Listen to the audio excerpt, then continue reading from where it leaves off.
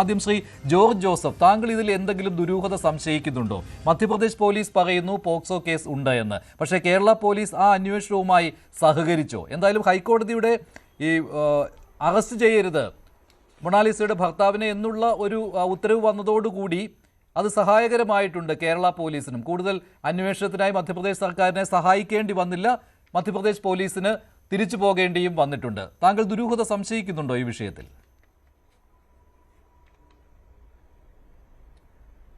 തീർച്ചയായിട്ടും അങ്ങനെ തന്നെയാണ് ഞാൻ കരുതുന്നത്.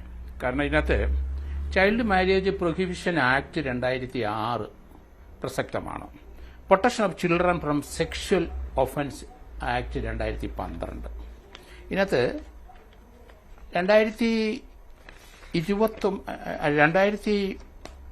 എനിക്ക് തോന്നുന്ന ആ ഡേറ്റ് ഓഫ് ബർത്ത് 2028 ആണെന്ന് എനിക്ക് തോന്നുന്നു. അല്ലെ, 2009.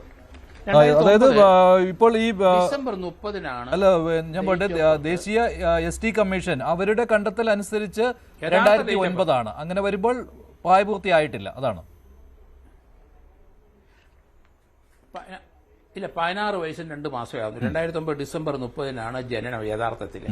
2008 എന്ന് പറഞ്ഞൊരു കള്ള സർട്ടിഫിക്കറ്റ് ആയിട്ടാണ് ആ പെൺകുട്ടിയും ഇപ്പം കല്യാണം കഴിഞ്ഞ ഫർമാൻ ഖാനും കേരളത്തിലെത്തിയത്. ആരാണ് ഇവരെ കേരളത്തിൽ കൊണ്ടുവന്നത്? ഇവർക്ക് 2 പേർക്കും ഡേറ്റ് ഓഫ് ബർത്ത് കേരളത്തിൽ ഇല്ല. പക്ഷേ മിശ്ര വിവാഹത്തിനെ പ്രൊമോട്ട് ചെയ്യാൻ എന്ന രീതിയിൽ അവരെ ഇവിടെ കൊണ്ടുവന്നത് ആര്? പക്ഷേ ഈ കുട്ടി മൈനറാണ്. മൈനർ ആകുമ്പോഴാണ് നമ്മൾ സൂക്ഷിക്കേണ്ടത്.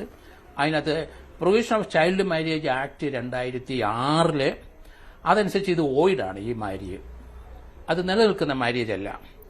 അതുപോലെ അത് കല്യാണം നടത്തിക്കൊടുത്തത് അവരും കുറ്റക്കാരാണ്. അത് അരുമാനൂര് ശ്രീ നൈനാൻ ദേവക്ഷേത്രത്തിൽ വെച്ചായിരുന്നു ആ കല്യാണം. അവിടുത്തെ ആ പഞ്ചായത്തിൽ ഈ മാരേജ് രജിസ്റ്റർ ചെയ്തിട്ടുമുണ്ട്. പക്ഷെ കുട്ടിക്ക് ഏകദേശം 16 വയസ്സും 2 മാസമേ ഉള്ളൂ. നമുക്ക് ഈ കുട്ടിയെ നമ്മൾ കാണുന്നതെല്ലാം കുംഭമേളയിലെ നീലക്കണ്ണുള്ള കുട്ടി അങ്ങ് വൈലറായി, അല്ലെങ്കിൽ നമ്മുടെ നാട്ടുഭാഷയെ പറഞ്ഞ വെള്ളാരം കല്ലുള്ള കുട്ടി. പക്ഷേ ഈ വെള്ളാരം കല്ല് സാധാരണഗതിയിൽ ലോകത്തിലെ 8% ആൾക്കാർക്കേ ഇത് ഉള്ളൂ, അല്ലെങ്കിൽ ഈ നീലക്കണ്ണുകൾ 8% ആൾക്കാർക്കേ ഉള്ളൂ. അത് ബ്ലാക്ക് സീയുടെ അടുത്തുനിന്ന് മൈഗ്രേറ്റ് ചെയ്ത് വന്നവർക്കാണ് സാധാരണ ലോകത്തിൽ ഇത് കാണപ്പെടുന്നതെന്നാണ് പറയുന്നത്. അപ്പോൾ ഇതിന്റെ പൂർവികരെല്ലാം ബ്ലാക്ക് സീ അവിടുന്ന് ഇവർ വന്നവരാണ്, പശ്ചിമേഷ്യയുടെ നടുഭാഗത്തു നിന്ന് വന്നവരാണ്. അവരുടെ സന്തതിയാണ് ഈ കുട്ടി. അതുകൊണ്ടാണ് ചെറിയ സൗന്ദര്യവും ഈ കൊച്ചിനെ കാണാനും ഒരഴകും ആ നീല കണ്ണുകളൊക്കെ എല്ലാവരെയും നമ്മളെല്ലാം അട്രാക്ട് ചെയ്ത് അങ്ങനെയാണ്. പക്ഷെ കുട്ടിക്ക് 16 വയസ്സേ ആയുള്ളൂ. ആ കുട്ടിയെ